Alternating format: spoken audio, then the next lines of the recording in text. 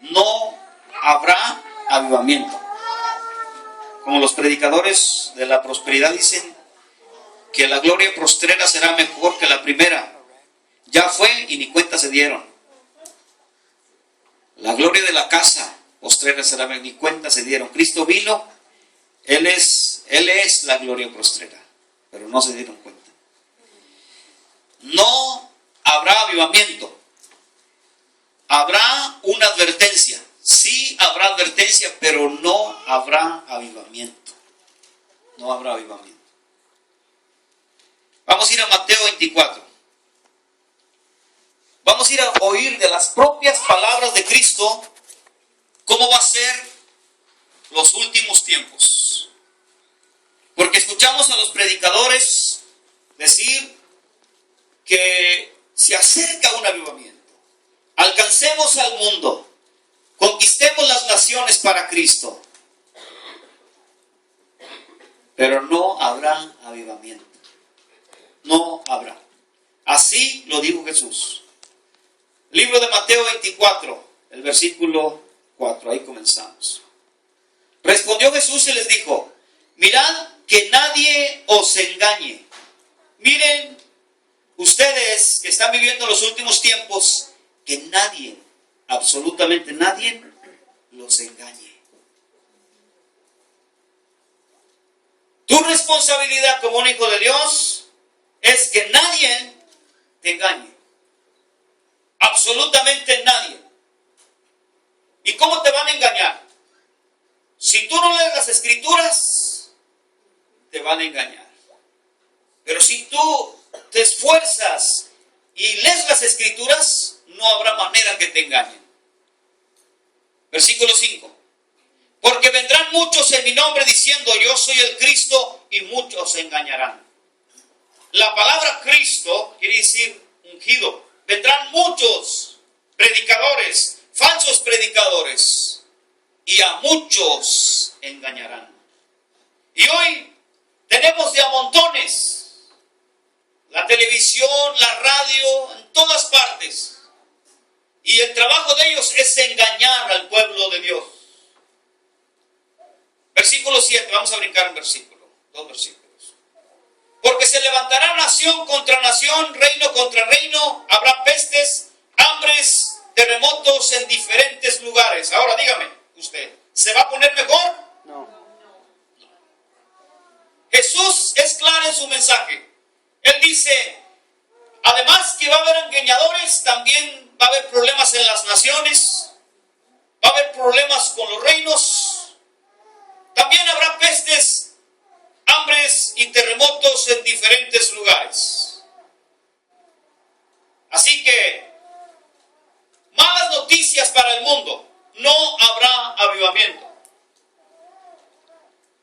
Versículo 8, Jesús dijo, y todo esto será principio de dolores.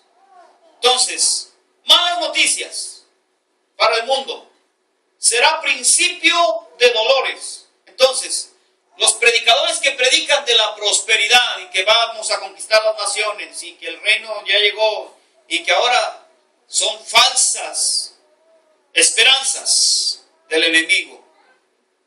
Versículo 9. A los verdaderos cristianos os entregarán a tribulación. Primero viene tribulación para los cristianos. No te van a aceptar, te van a aborrecer porque les contradices, porque les dices la verdad. Te van a aborrecer, te van a entregar a tribulación, a problemas. La palabra tribulación significa problemas, te van a dar problemas, porque les dices la verdad. A la gente no les gusta que le digas la verdad. La palabra tribulación es que te harán problemas, dificultades, hablarán mal de ti, te tacharán como malo, te aborrecerán, te despreciarán, no se quedarán juntar contigo. Entonces dice la Escritura, y, ya es extremo la palabra ahí, os matarán, ya es más extremo, y seréis aborrecidos de todas las gentes por causa de mi nombre. Este es el verdadero evangelio. Versículo 10. Y muchos muchos tropezarán entonces. La palabra tropezar es irse, caerse, desviarse, irse a otro evangelio. Tropezar es irse a otro lugar, caerse del camino. Muchos tropezarán entonces y se entregarán unos a otros y unos a otros se aborrecerán. Es decir, muchos se entregarán unos a otros y se aborrecerán unos a otros porque habrá un conflicto, porque no aceptarán la verdad, porque les dirás la verdad y te aborrecerán y habrá conflicto, no te amarán por causa de que les digas la verdad. Y muchos falsos profetas se levantarán y engañarán ¿a quiénes? A muchos. Y por haberse multiplicado la maldad, el amor de muchos se enfriará. Ok, no hay buenas noticias, pero estos predicadores dicen que viene un avivamiento a las naciones y que esta será la señal de que Cristo viene a la tierra. Ellos lo dicen así. La señal, cuando todos estemos listos, hasta que la iglesia llegue a un nivel muy alto de gloria. Y en parte es verdad, pero en parte es mentira. ¿Es verdad que la iglesia tiene que llegar a un nivel de gloria? Sí. Sin mancha y sin arruga, viviendo en santidad. Pero no la iglesia que están predicando ellos hoy en día. Primero, debes entender que las cosas no se pondrán mejores. Lo debes de entender bien esta mañana. Porque el versículo 13 de Mateo 24 dice, y el que se persevere hasta el fin. Esto quiere decir que algunos no van a aguantar. Este será salvo. El que persevere hasta el fin. Ahora, cuando estas cosas comiencen a suceder, el versículo 14 se va a levantar un evangelio que es el evangelio santo en contra del evangelio falso, de los que son tropezaderos. Versículo 14. Y será predicado este evangelio. ¿Cuál evangelio? El evangelio de Cristo. No el de los sacerdotes ni el de los saduceos, sino el verdadero evangelio se va a predicar. Y ese es el problema que tienen ahorita muchos hombres en contra de nosotros. Porque este evangelio, el verdadero evangelio, será predicado. El evangelio del reino en todo el mundo para testimonio a todas las naciones. Entonces vendrá el fin. Es decir, este evangelio va a contrarrestar el falso evangelio. Y se van a sentir incómodos.